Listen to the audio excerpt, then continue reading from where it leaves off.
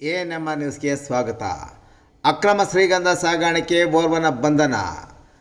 ಬಂಧಿತ ಆರೋಪಿಯಿಂದ 1 ಲಕ್ಷ ರು ಬೆಲೆ ಬಾಳುವ ಶ್ರೀಗಂಧ ವಶ.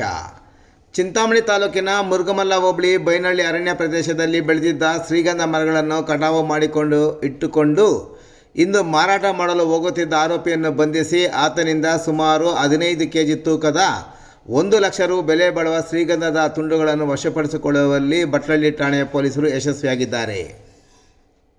ಇಂದು ಠಾಣಾ ಸರಿಹದ್ದಿನಲ್ಲಿ ಬಟ್ಲಳ್ಳಿ ಠಾಣೆಯ ಎಎಸ್ಐ ಪ್ರಕಾಶ್ ಮತ್ತು ಸಿಬ್ಬಂದಿ ಗಸ್ತು ಮಾಡುತ್ತಿದ್ದಾಗ ಬೈನಹಳ್ಳಿ ಗ್ರಾಮದ ವಾಸಿಯಾದ ನರಸಿಂಹಪ್ಪ ಬಿನ್ ಲೇಟ್ ಮುನಿಸ್ವಾಮಿ ಎಂಬಾತ ಶ್ರೀಗಂಧದ ತುಂಡುಗಳನ್ನು ಪ್ಲಾಸ್ಟಿಕ್ ಚೀಲದಲ್ಲಿ ಹಾಕಿಕೊಂಡು ಹೋಗುತ್ತಿರುವುದಾಗಿ ಬಂದ ಖಚಿತ ವರ್ತಮಾನದ ಮೇಲೆ ಬೈನಹಳ್ಳಿ ಗೇಟ್ ಬಳಿ ದಾಳಿ ನಡೆಸಿ ಆರೋಪಿಯನ್ನು ಹಿಡಿದು ವಿಚಾರಣೆಗೆ ಒಳಪಡಿಸಿದ್ದಾರೆ.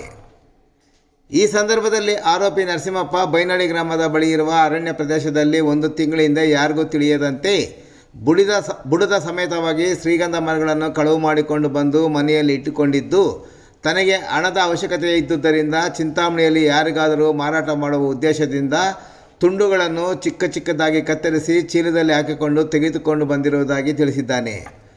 ಪೊಲೀಸರು ಅವನ ಬಳಿ ಇದ್ದ ಚೀಲದಲ್ಲಿ ಪರಿಶೀಲಿಸಿದಾಗ ಸುಮಾರು 15 ಕೆಜಿ ತೂಕದ ಸುಮಾರು 1 ಲಕ್ಷ ರು ಬೆಲೆ ಬಾಳುವ ಶ್ರೀಗಂಧದ ಚಕ್ಕೆಗಳನ್ನು ವಶಪಡಿಸಿಕೊಂಡು ಸದರಿ ಆಸಾಮಿಯನ್ನು ಬಂಧಿಸಿ ಪ್ರಕರಣ ದಾಖಲಿಸಿ ಮುಂದಿನ ಕ್ರಮ ಕೈಗೊಂಡಿದ್ದಾರೆ.